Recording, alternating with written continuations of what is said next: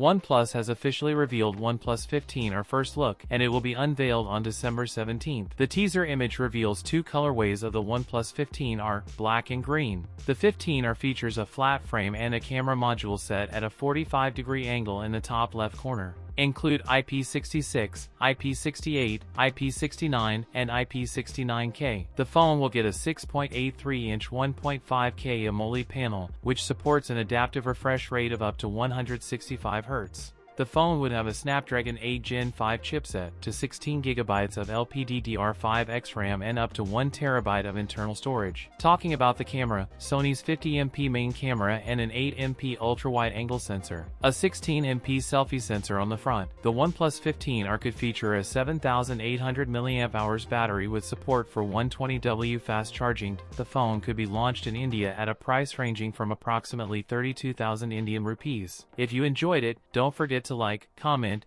and subscribe for more content. Thanks for watching, and I'll see you in the next one.